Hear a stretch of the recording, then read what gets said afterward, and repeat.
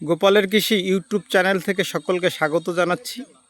দেখুন, ধান পেকে গেছে, কৃষক ধান কেটে রেখে দিয়েছে এবং কৃষক ধান কাটায় ব্যস্ত। সবচেয়ে বড় ব্যাপার হচ্ছে এই বছরে কৃষকের সামনে যে সমস্যাটা সম্মুখীন হয়েছে সেটা হলো কৃষি শ্রম। কৃষকের ধানের ফলনটা ভালোই হয়েছে, কিন্তু যে এই কৃষি শ্রম না পাওয়ার কারণে তারা ধান কাটতে পারতেছে না।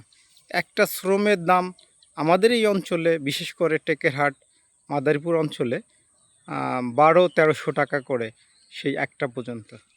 কিন্তু এত দামের কৃষক কিভাবে তার কাঙ্ক্ষিত ফসলটার মূল্য পাবে? ধরেন, একটা হিসাব যদি করেন আপনি, একজন কৃষক 52% জমি সে লিজ নিয়েছে 10,000 টাকা দিয়ে।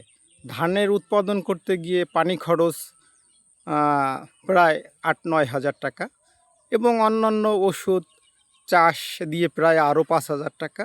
ধান কাটতে, 1 বিঘা ধান কাটতে প্রায় 12,000 টাকা লেগে যায়। ধানের দাম এখন হলো 800 টাকা করে। কৃষক কিভাবে আমাদের এই অন্ন যোগাবে? এই ব্যাপারটা সরকারকে অন্ততপক্ষে সচেতন হওয়া উচিত এবং ধানের যাতে ন্যায্য মূল্য পায় তারা, এই ব্যাপারে আমরা সকলে সচেতন হওয়া উচিত এবং আমরা সেই ব্যাপারেই সরকারের পদক্ষেপ নেওয়া উচিত, যাতে ধানের এই ন্যায্য মূল্য পায় এবং কৃষক যাতে পরবর্তী বছরগুলোতে ধান উৎপাদন করে লাভবান হতে পারে এবং আমাদের এই যে বৃহৎ জনগোষ্ঠীর অন্ন যোগানোর প্রধান ভূমিকা রাখে এই ধান চাষিরা, বিশেষ করে কৃষকেরা।